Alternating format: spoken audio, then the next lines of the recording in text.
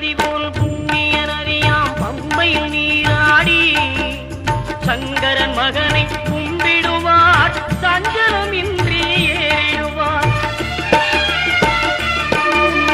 நீலிமலை ஏற்றம் சிவபாலனும் ஏற்றிடுவார். காலமெல்லாம் நமக்கே அருள்காவலராயிருப்பார். தேகபலம் தா பாதபலம் தா தேகபலம் தா பாதபலம் தா தேகபலம் தா